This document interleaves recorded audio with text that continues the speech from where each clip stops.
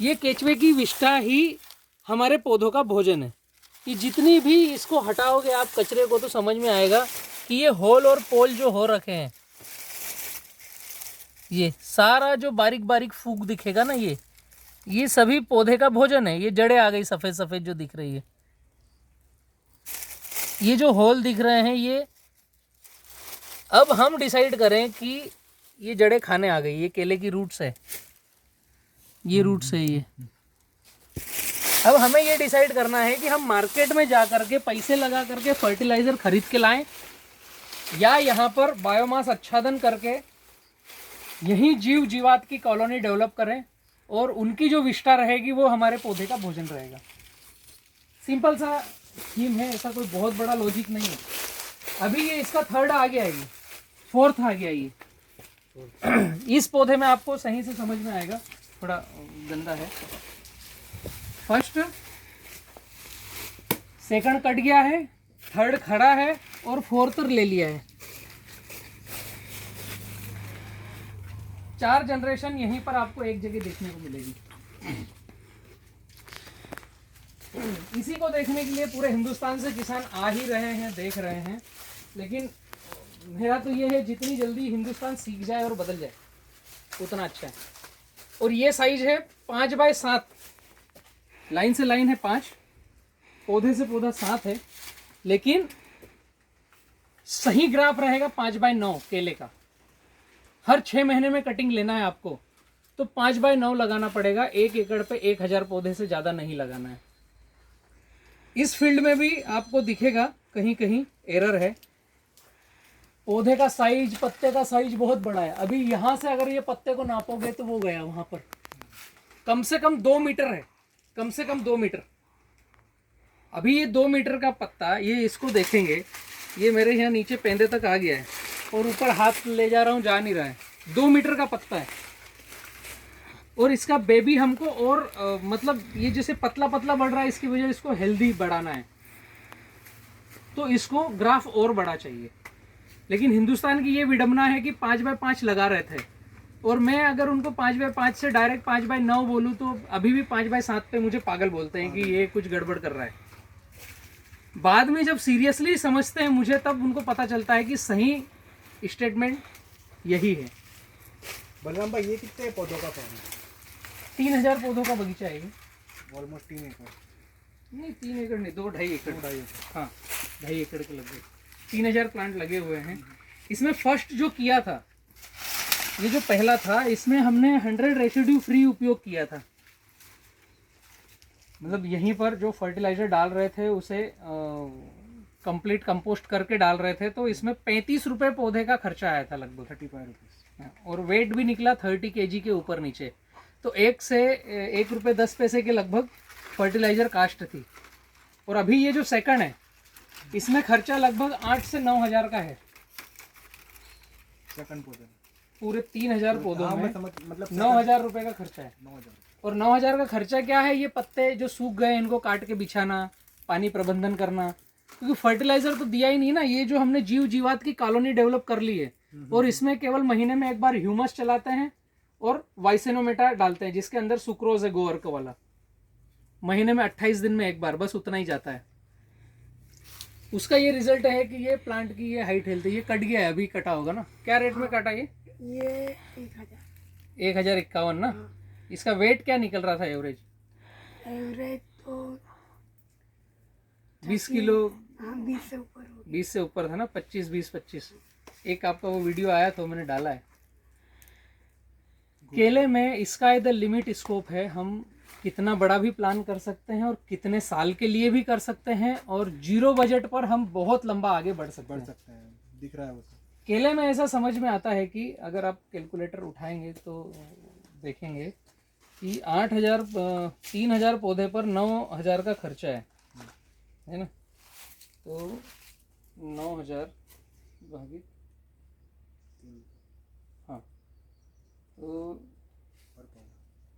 3 रुपये पर पौधा, और उत्पादन आ रहा है 25 किलो के ऊपर नीचे है, भागित 25, 12 पैसे पर केजी का प्रोडक्शन कास्ट का खर्चा है।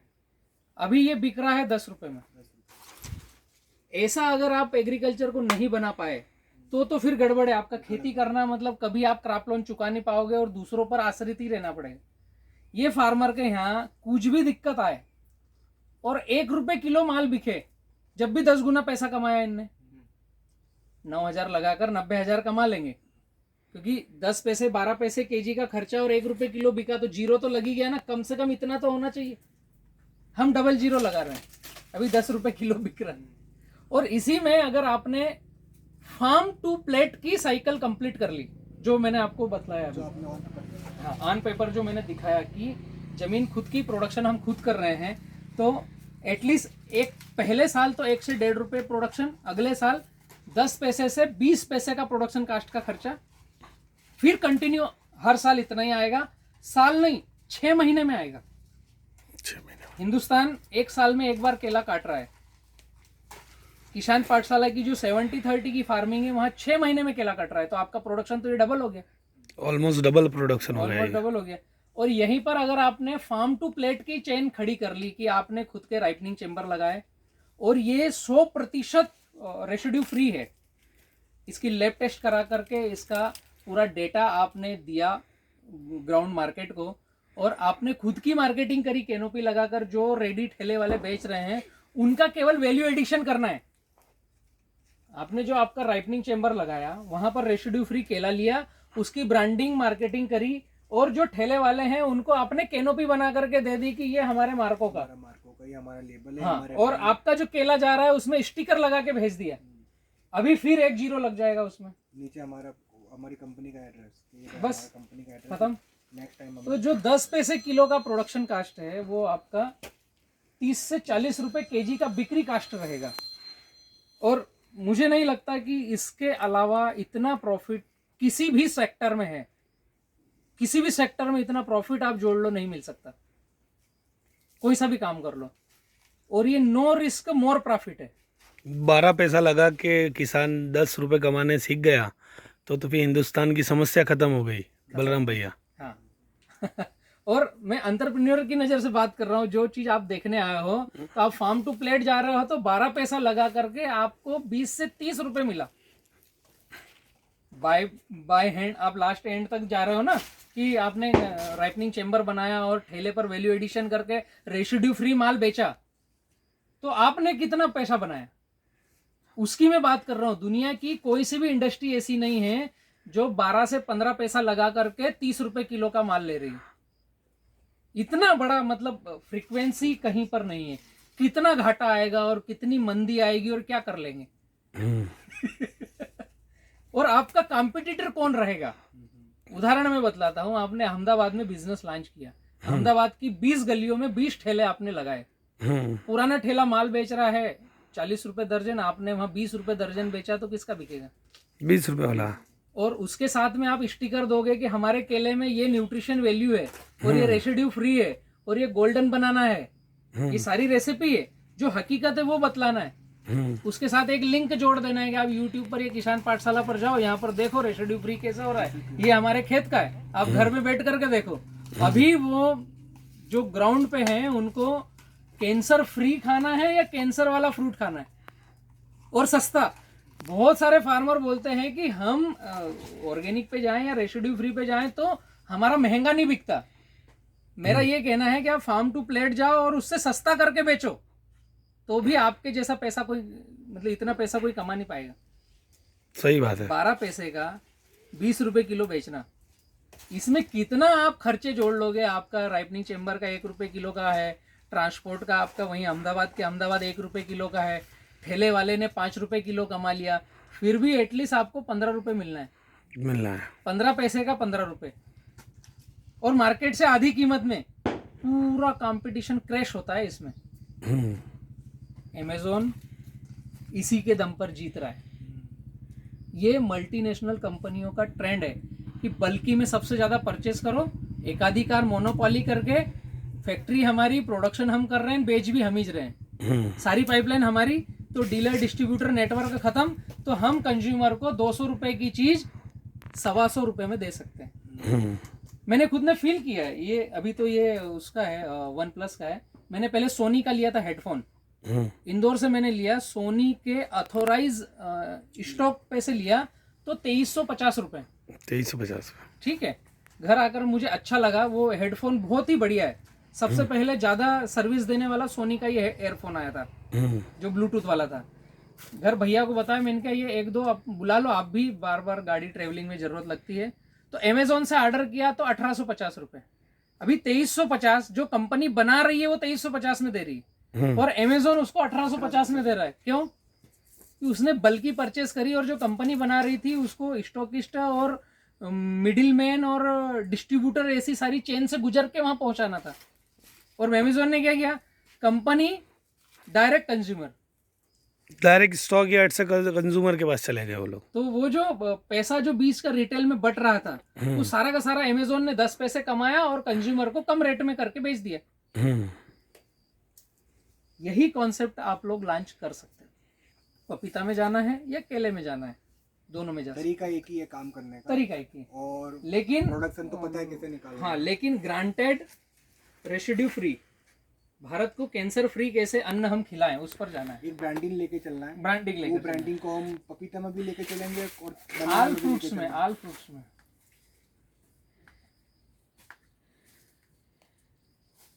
अभी आपके कोई क्वेश्चन हो तो पूछ लीजिए। राम राम गई, जाओ पूछो लो, पूछो पूछो, आ जाओ। लगभग केले के प्लॉट अगर आपने विजिट किए तो इस अवस्था में पत्ते नहीं मिलेंगे।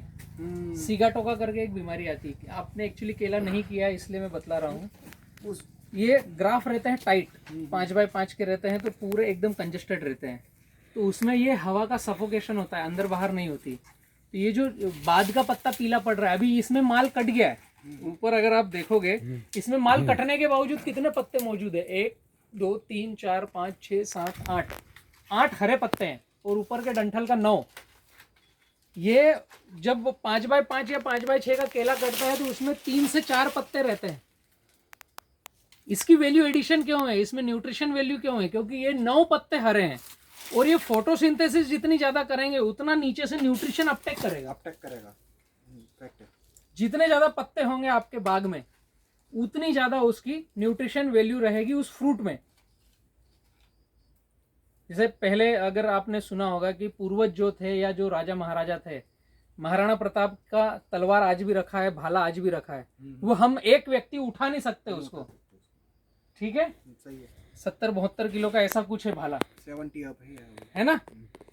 मैं उठा नहीं सकता उस भाले को।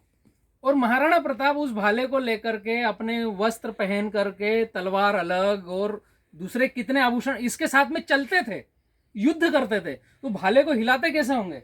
मतलब उनके शरीर में ताकत कितनी होगी?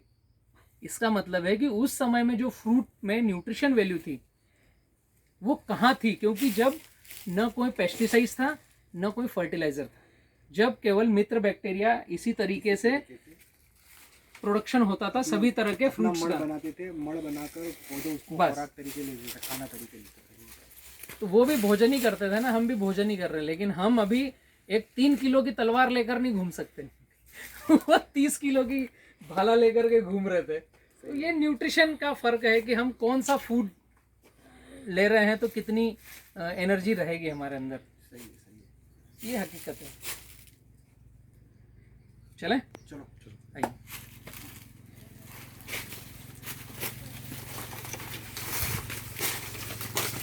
ये अगले का हाथ में पूरा तो काट दिया, ये मना करो उनको काटने के लिए, ये फिर पूरा रिवर्स नहीं होगा ढंग से। बोल दिया उनको फिर। नहीं कटवाओ मत, एक क्या करो आप स्टूल बना लो या छोटी निशानी बना लो, हाँ वो बोल दिया उनको, एक वो बना। अपन बना लो, ताकि क्या होगा ऊपर जाकर काटने ये थे में दिक्कत बलराम भाई जिन्होंने बहुत अच्छा इंस्ट्रक्शन दिया हमें अबाउट केला और अबाउट पपैया, और इनके साथ मिलके बहुत अच्छा लगा। हमने ये फार्म विजिट किया और इनकी मेहनत यहाँ पर नज़र आ रही है, और जिनके इंस्ट्रक्शन हम फॉलो करने वाले हैं कुछ ही दिनों के बाद, कुछ ही मंथ के बाद, पपैया और केला के अंदर। कहाँ पर? हम गुजरात में करेंगे इसका काम। जैसे कि गुजरात के अलग अलग क्षेत्रों में मोड़ासा है, हिम्मतनगर है, आनंद है, और जैसे कि खेड़ा है। और इनका इंस्ट्रक्शन अगर रहा तो हमें लगता है कि हम इस बिज़नेस में भी एक अच्छी सी सक्सेस हासिल करेंगे जैसे पिछले बिजनेसों में की है। और थैंक यू बलराम भाई। आपका नाम और पूरा एड्रेस बता दीजिए। मेरा नाम इरफान फ्रिजरान है, मैं अहमदाबाद गुजरात से हूँ। F4 कंपनी से हूँ और हमारे और भी बहुत सारे बिजनेस है और मैं बलराम भाई का एक अच्छा मित्र भी हूँ और इनके इंस्ट्रक्शन पर आगे चलने वाला हूँ खेती में, जैसे कि केला और पपैया और अदर एनी और कोई भी। Thank you.